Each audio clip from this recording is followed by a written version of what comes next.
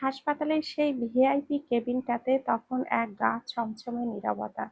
চারিদিকের ধবধবে সাদা দেওয়াল, স্যালাইনের স্ট্যান্ড আর মনিটরের নিয়মিত বিপ বিপ শব্দে কেবিনের ভেতরের শূন্যতাকে আরো বাড়িয়ে দিচ্ছিল। মাঝরাতে যখন আয়াতের চোখ ফুটল, তখন তার পুরো শরীরে এক তীব্র অবর্ণনীয় ব্যথার ঢেউ খেলে যাচ্ছে। পিঠের ডান পাশটা যেন কেউ তপ্ত কয়লা দিয়ে পুড়িয়ে দিচ্ছে। অবশ মস্তিষ্কটা প্রথমে চারপাশের কোনো কিছুই গ্রহণ করতে পারছিল না। চোখের পাতা দুটো ছিল সীসার মতো ভারী। ধীরে ধীরে ভোরের আলো ফোটার পর যখন মস্তিষ্ক কিছুটা সচল হলো, তখন তার মনে পড়ল সেই নারকীয় বিকেলের কথা। বুকটা এক অজানা আতঙ্কে ধক করে উঠল। সকাল হতেই শাহজাদি আর ফারহান কেবিনে এসে তার সাথে দেখা করে গেছে। শাহজাদির কপালে সাদা ব্যান্ডেজ, চোখ দুটো ফোলা। ফারহানের চোখে মুখেও ক্লান্তির স্পষ্ট ছাপ। তারা আয়াতকে সান্ত্বনা দিয়েছে, কপালে হাত বুলিয়ে দিয়েছে, কিন্তু যার জন্য আয়াতের চাতক পাখির মতো প্রতীক্ষা, সেই আরভান চৌধুরী একবারের জন্যেও এই কেবিনে পা রাখেনি। নার্সরা এসে বাচ্চাদেরকে ফিডিং এর ব্যাপারে সাহায্য করেছিল। মনিটরের ওপাশে অন্য একটা বিশেষ কেবিনে তার দুটো সন্তানকে রাখা হয়েছে। তারা দুজন যে বেঁচে আছে, সুস্থ আছে, এটার জন্য আল্লাহর দরবারে হাজারো শুকরিয়া আদায় করলো আয়াত। আয়রার ছোট্ট বাহুতে ব্যান্ডেজ করা, তবে ডাক্তাররা জানিয়েছেন ভয়ের কিছুই নেই। কিন্তু আরভান কোথায়? এই প্রশ্নটা আ- এই একটা প্রশ্ন আয়াতের বুকের ভেতর অনবরত হাতুড়ি পেটার মতো বাজতে লাগলো। শুধু আরভানই নয়, আজ সারাটা দিনে এলিনা চৌধুরীও একটিবারের জন্যেও তাকে দেখতে আসেননি। যে নারী একদিন তাকে নিজের মেয়ের মতো আগলে রেখেছিলেন, পরম মায়ায় বুকে টেনে নিয়েছিলেন, আজ তার এই চরম পরিস্থিতিতে তিনি পাশে নেই। আসবেনই বা কিভাবে? তার নিজের স্বামীই তো এই পুরো ধ্বংসযজ্ঞের মূল হোতা। আরশাদ চৌধুরীর সেই পৈশাচিক মুখটা মনে পড়তেই আয়াতের পুরো শরীর কাঁপতে লাগলো। চোখ ফেটে নোনা জল গড়িয়ে পড়ল গাল বেয়ে।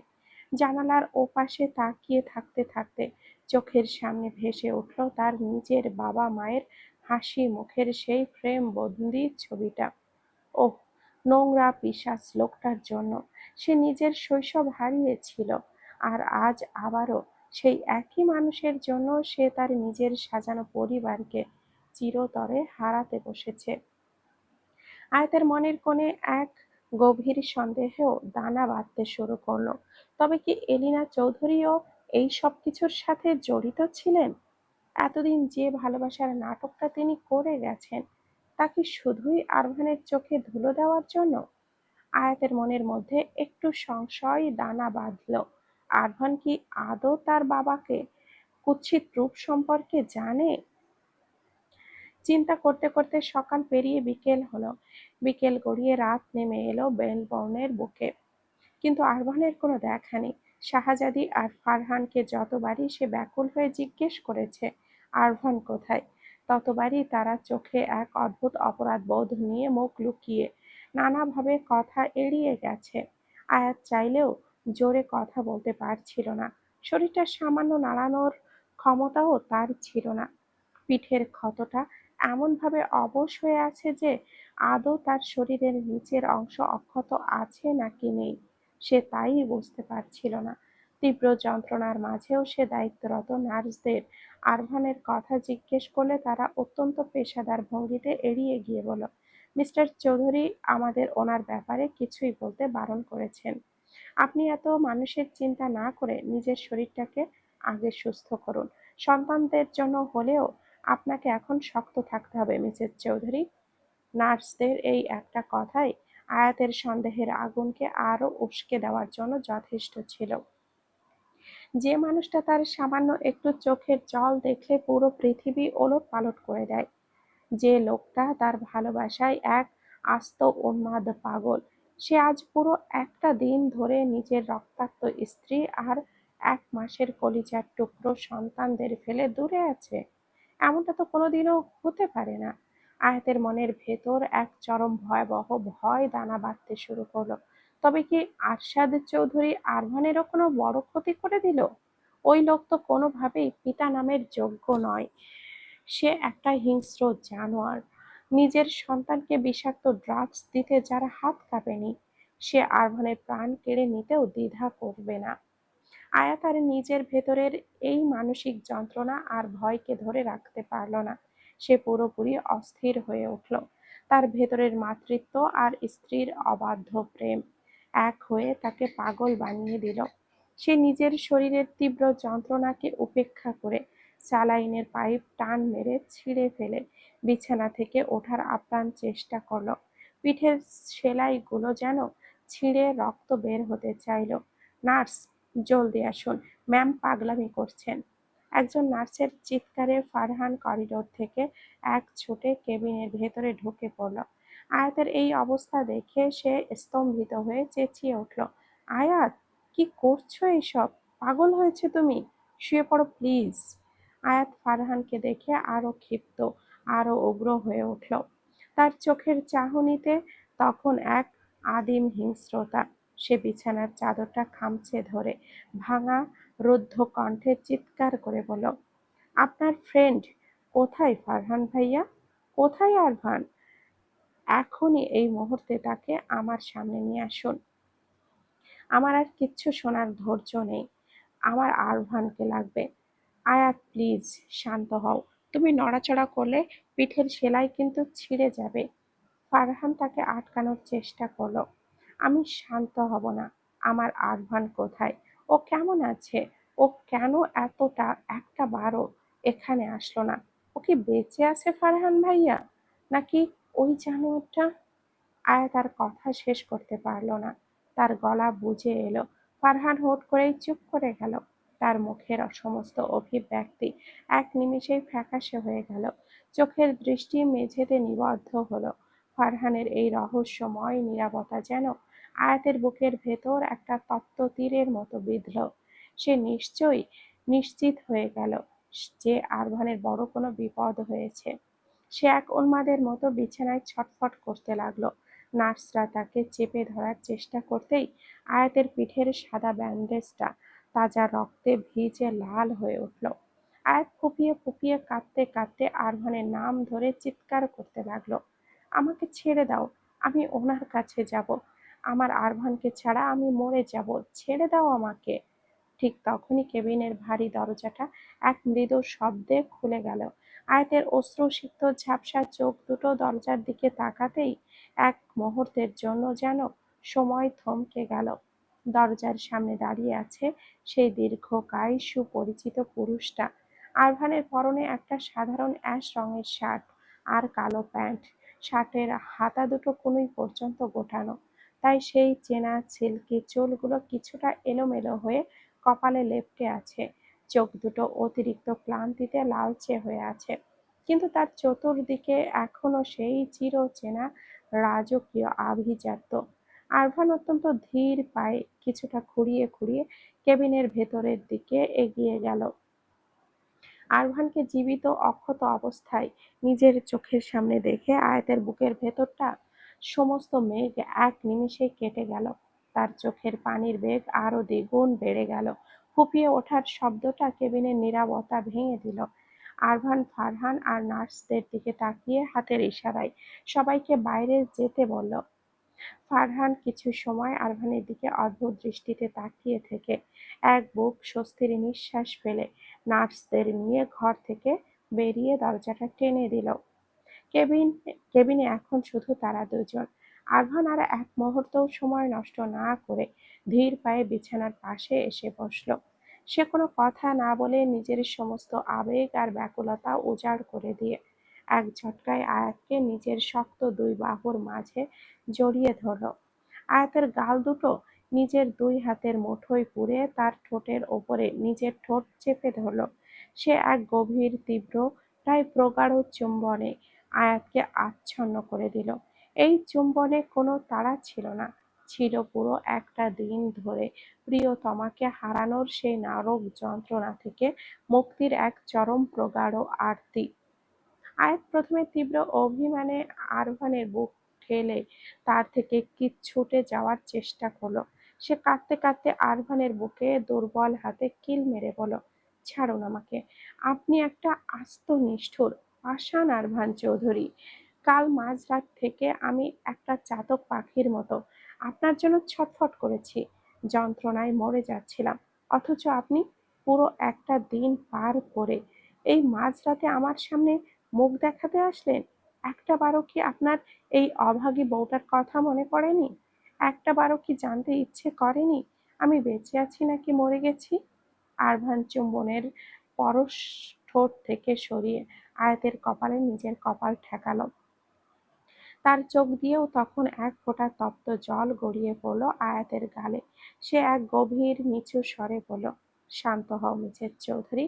তোমার এই জানটা যদি একটু শান্ত না হয়, তবে এই আরভান চৌধুরী বাঁচবে কিভাবে বলো? তোমার থেকে দূরে থাকা আমার প্রতিটা সেকেন্ড যে এক একটা যুগের মতো কেটেছে, তা শুধু আমার এই ভাঙা মনটাই জানে। আয়াত আরভানের এই গভীর চোখের চাহনি আর আকুলতায় নিজেকে ধরে রাখতে পারল না। তার সমস্ত অভিমান এক লহমায় গলে জল হয়ে গেল। সে আরভানের গাল, কপাল, চোখ আর সারা মুখে নিজের ঠোঁটের ছোঁয়া দিয়ে পাগলের মতো চুমুর বন্যা বইয়ে দিল। যেন সে নিশ্চিত হতে চাচ্ছে যে আরভান তার সত্যি তার সামনে অক্ষত দাঁড়িয়ে আছে। সে নিজের দুই হাত আরভানের ঘাড়ের পেছনে জড়িয়ে ধরে তাকে পরম মায়ায় শক্ত করে জড়িয়ে নিজের বুকের সাথে ধরল। আহ! আয়াত শক্ত করে জড়িয়ে ধরতেই আরভানের মুখ থেকে একটা চাপা তীব্র যন্ত্রণার গোঙানি বের হয়ে এলো। তার পুরো শরীরটা মুহূর্তের জন্য শক্ত হয়ে এলো। আরভানের এই মৃদু আহ শব্দটা শুনে আয়াত মুহূর্তের মধ্যেই অস্থির হয়ে উঠল। সে আরভানের চোখে মুখের দিকে তাকিয়ে দেখল, সেখানে এক তীব্র যন্ত্রণার রেখা ফুটে উঠে আবারও মিলিয়ে গেল। আয়াতের ষষ্ঠ ইন্দ্রিয় তাকে জানান দিল কিছু একটা মারাত্মক ভুল হয়েছে। সে জোর করে আরভানের আলিঙ্গন থেকে নিজেকে মুক্ত করল। আরভানের কোনো বাধা, কোনো অজুহাত আজ খাটবে না। আয়াত তার গায়ের শার্টটা এক ঝটকায় টেনে খুলতে গেল। আরভান আয়াতের এই মারকুটে আর মরিয়া রূপ দেখে নিজের ভেতরের তীব্র যন্ত্রণাটা চেপে রাখার আপ্রাণ চেষ্টা করল। সে আয়াতের দুটি হাত আলতো করে চেপে ধরে ঠোঁটের কোণে তার সেই চেনা আদিম ও বাঁকা চিলতে হাসির দুষ্টুমি মেশানো হাসিটা ফুটিয়ে তুলল। নিজের ভাঙা খসখসে কণ্ঠে বলল, কি বলছেন মিসেস? কি করছেন? হসপিটালের কেবিনে মাঝরাতে নিজের স্বামীর শার্ট এভাবে জোর করে খুলে ফেলছেন যে? আপনি যদি এই অবস্থাতেই আমার শরীরের সমস্ত এনার্জি পরীক্ষা করতে চান, আমার কিন্তু বিন্দুমাত্র আপত্তি নেই। I am full ready with full energy. আরফানের মুখে এই চরম সংকটের মাঝেও এমন কথা শুনে আয়াত নিজের চোখ দুটো বড় বড় করে রাগে চোখ গরম হয়ে তাকালো। তার চোখ ফেটে নতুন করে পানি চলে এলো। সে আরভানের কোনো কথাই কানে তুলল না, বরং আরভানের হাত দুটো ঝটকা মেরে সরিয়ে দিয়ে কাঁপা কাঁপা আঙ্গুলে শার্টের বোতামগুলো একটা একটা করে জোরপূর্বক খুলে ফেলল। শার্টটা শরীর থেকে পুরোপুরি আলগা হয়ে নিচে পড়ে যেতেই আয়াতের চোখের মণি দুটো আতঙ্কে, ক্ষোভে আর এক অসীম বেদনায় একদম স্থির হয়ে গেল। তার মুখের সমস্ত কথা গলার ভেতরে দলা পাকিয়ে আটকে গেল। আরভানের পেটের ডান পাশে একটা বিশাল চওড়া সাদা ব্যান্ডেজ করা। ভেতরের তাজা রক্ত সেই ব্যান্ডেজের সুতো ভেদ করে এখনো হালকা কালচে লাল হয়ে চুইয়ে চুইয়ে বের হচ্ছে। শুধু তাই নয়, তার বাম হাতের সুগঠিত বাহুটাতেও একটা নিখুঁত গভীর ক্ষতের ওপরে শক্ত করে ব্যান্ডেজ জড়ানো। সাদা কাপড়ের ওপরে সেই রক্তের দাগগুলো যেন আয়াতকে এক চরম সত্যের মুখোমুখি দাঁড় করিয়ে দিল। আয়াত এক লহমায় পুরোপুরি ক্ষিপ্ত, দিশেহারা আর উন্মাদ হয়ে উঠল। সে আরভানের এই রক্তাক্ত ব্যান্ডেজ করা পেটের দিকে নিজের কাঁপা কাঁপা আঙ্গুল বাড়িয়ে রুদ্ধস্বরে চিৎকার করে বলল, এসব কি আরভান? আপনার পেটে এই আঘাত আর হাতে এই গুলির ক্ষত কোথা থেকে এলো? কে করেছে এসব? আয়াতের কণ্ঠে তীব্র আতঙ্ক, ক্ষোভ আর বুক ফাটা কান্নার আরতি। আরভান কোনো জবাব দিল না। সে একদম নিস্তব্ধ হয়ে গভীর এক দৃষ্টিতে আয়াতের চোখের দিকে তাকিয়ে রইল। তারপর তার রক্তাভ চোখ দুটো একবার ওপাশে ঘুমিয়ে থাকা নিষ্পাপ দুই কন্যা সন্তানের উপরে ঝুলিয়ে নিল। বাচ্চাদের অখ্যাত মুখের দিকে তাকাতেই আরভানের ঠোঁটের কোণে এক চিলতে ম্লান পরিশ্রান্ত মুচকি হাসি ফুটে উঠল। কিন্তু আয়াতের ফুঁপিয়ে ওঠার শব্দে সে আবারও তার মায়াবী চোখের দিকে তাকালো। আয়াত আরভানের কোনো নীরবতাই মানতে রাজি নয়। সে আরভানের হাত দুটো খামচে ধরে আকুল হয়ে বলল, আপনার বাবা করেছে, তাই না আরভান? আপনার কোনো ধারণাই নেই আপনার বাবা ঠিক কতটা খারাপ, কতটা জঘন্য একটা মানুষ। উনি আমাদের 1 মাসের নিষ্পাপ সন্তানদের মেরে ফেলতে চেয়েছিলেন। এমনকি এমনকি উনি আমার বাবা-মাকেও নির্মমভাবে হত্যা করেছেন। আপনি বিশ্বাস করুন আর না করুন আরভান, এটাই সত্যি। আমি আমি ওনাকে বেঁচে থাকতে দেব না। আমি নিজে ওনাকে মেরে ফেলবো। উনি আমার পুরো জীবনটা তছনছ করে দিয়েছেন। আমি ওনাকে শেষ করে দিব। না হলে উনি আবারও আপনাকে আমার সন্তানদের কেড়ে নেওয়ার চেষ্টা করবেন। আয়াতের তীব্র উত্তেজনা আর কান্নার মাঝে আরভান তার মুখের ওপরে নিজের তর্জনী রাখল, তারপর অত্যন্ত শান্ত, মার্জিত অথচ গম্ভীর কণ্ঠে বলল, শান্ত হও আয়াত। উনি আর কখনো আমাদের কোনো ক্ষতি করতে আসবেন না, কোনো দিনও না। আয়াত আরভানের কথার ধরনে চমকে উঠে এক জোড়া অবিশ্বাসী চোখে তাকালো। তার কণ্ঠে এবার তীব্র অভিমান আর ক্ষোভের ছটা। আপনি এখনো আপনার বাবার হয়েই সাফাই গাইছেন আরভান? ওই লোকটা কতটা কুৎসিত, কতটা পিশাচ! উনি আপনার স্ত্রী আর সন্তানদের হত্যা করতে চেষ্টা করেছিলেন। এই নির্মম সত্যটা জানার পরেও আপনি ওনাকে বাঁচানোর কথা ভাবছেন? আরভান এবার আর কোনো তর্ক করল না। সে আলতো করে আয়াতকে বিছানায় শুইয়ে দিল। তারপর নিজে আড়াআড়িভাবে তার পাশে শুয়ে এক হাত আয়াতের কোমরের ওপরে রেখে নিজের মুখটা আয়াতের গলার ভাঁজে ও চুলে সুবাসের মাঝে ডুবিয়ে দিল। গভীর এক দীর্ঘশ্বাস ফেলে অত্যন্ত তৃষ্ণার্ত কণ্ঠে ফিসফিসিয়ে বলল, I just want to die in your need. Ayat, পুরো দুনিয়া শেষ হয়ে যাক, আমি শুধু তোমাতেই বুঁদ হয়ে থাকতে চাই।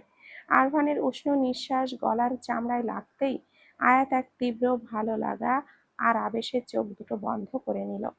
তার অবশ কাঁপা কাঁপা হাত দুটো আলতো করে আরভানের এলোমেলো রেশমি চুলের মাঝে ডুবিয়ে দিল। কিন্তু ঠিক বড় মুহূর্তেই আয়াতের গলার ওপরে আরভানের চোখ থেকে এক ফোঁটা তপ্ত অশ্রু এসে আছড়ে পড়ল। সেই অশ্রুর ছোঁয়া যেন এক বজ্রপাতের মতো আয়াতের পুরো শরীরকে কাঁপিয়ে দিল। আরভান কাঁদছে।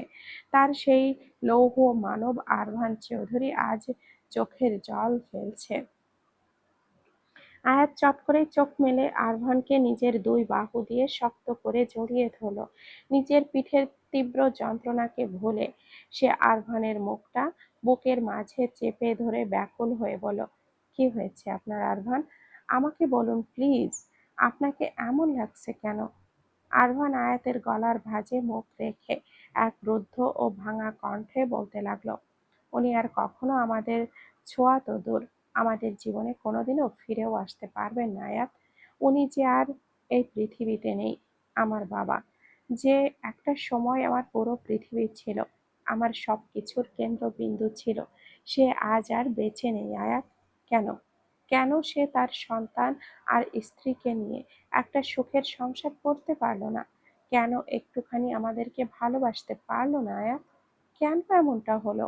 আরভানের মুখে এই চরম সত্যটা শুনে আয়াত মুহূর্তের মধ্যেই থমকে গেল। তার সারা শরীর এক অজানা আশঙ্কায় স্থবির হয়ে গেল। সে কাঁপা কাঁপা গলায় বলল, উনি নেই মানে? কি হয়েছে ওনার? আরভান আয়াতের বুক থেকে মুখ তুলল। কেবিনের টিমটিমে আলোয় তার পাথুরে মুখাবয়বটা দেখতে এক অচেনা অথচ ডার্ক এক রাজপুত্রের মতো লাগছিল। সে অত্যন্ত গম্ভীর গলায় বলল, মরে গেছেন। কিভাবে? আয়াতের কণ্ঠস্বর স্তব্ধ।